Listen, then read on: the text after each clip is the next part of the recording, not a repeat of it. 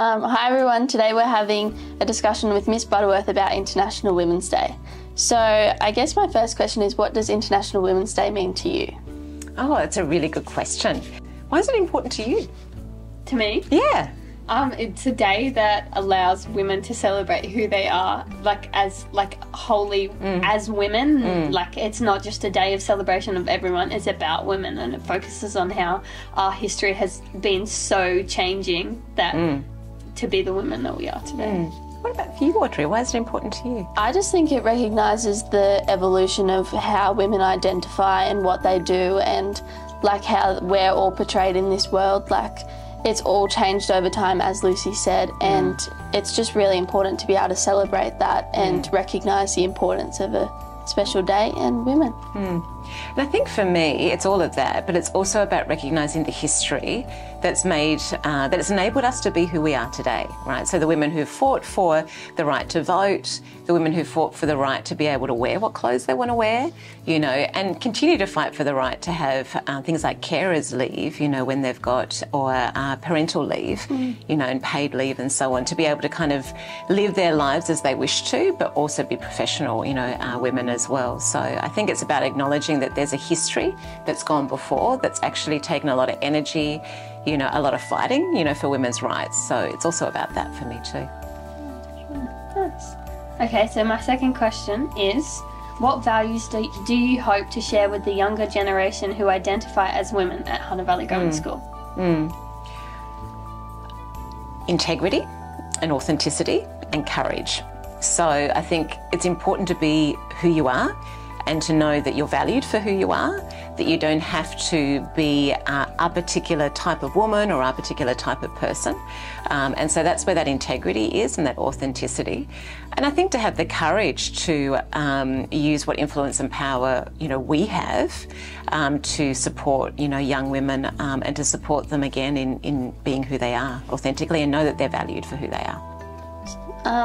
My next question is, how have you personally observed International Women's Day, not just at this school, but other schools you may have been at?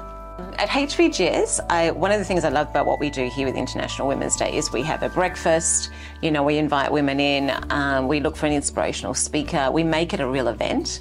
In other schools I've been in, we haven't always made it a big event, although one of the nice things that we did at a school I worked at in Singapore is that we really focused on the question of human rights and women's suffrage, and how women around the world are still fighting for that, but what happened historically as well. So it became an opportunity to recognise the hard work that women have done, but it was less about having an event to come together, and I think that's what's special at HVGS.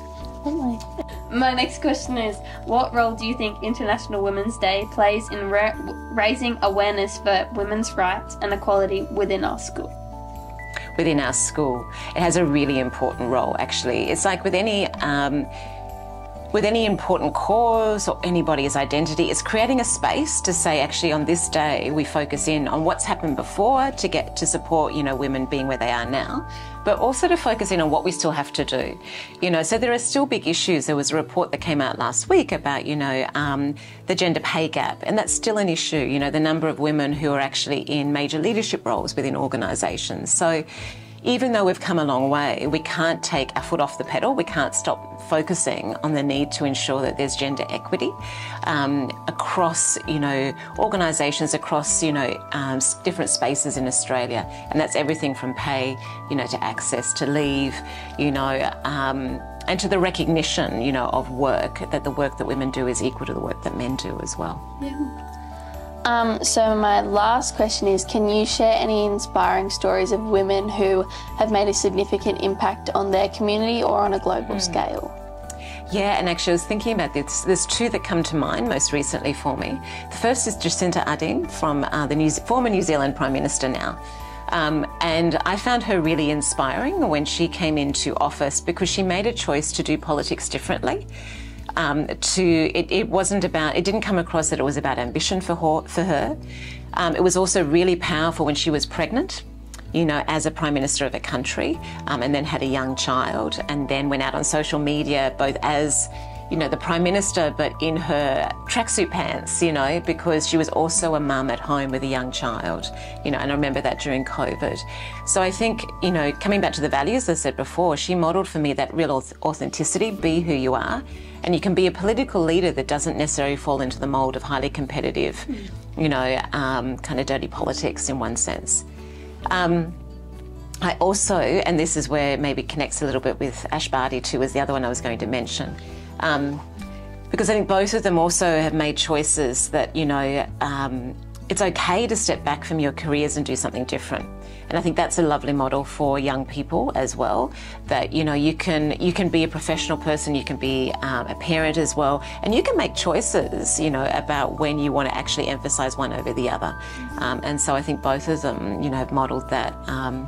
I will say too that both of them, from my perspective, have a great deal of integrity, a great deal of warmth, and they model the values that we want to see in young people, no matter if they're a man or a woman or identify otherwise. Thank you so much for chatting with us today. I can't wait to celebrate International Women's Day with you. It's been a real pleasure talking to both of you. Thank you, Lucie. Thank you, Audrey. Thank you. Yeah, I've really enjoyed the questions that you've asked me. I'm curious, you know, who inspires you as young women? Do you want to start? Okay, I'll start. Well, obviously my mum inspires me the most probably, but a celebrity who inspires me is Emma Watson from the Harry Potter. Yeah. She's really big on driving. She's a very big feminist. She drives women's rights. She really inspires me. Definitely my mum. She grew up not having a lot of money in her house, and now she's CFO of a big company. She's definitely a self-made woman in that way, and I've always looked up to her, to how confident she is and how she just keeps being hardworking, moving on through everything that's happened in our lives and her life, and she's the most inspiring person I know, definitely. I second that too. Yeah. Do you tell your mothers that? Yes. That's wonderful. Yes.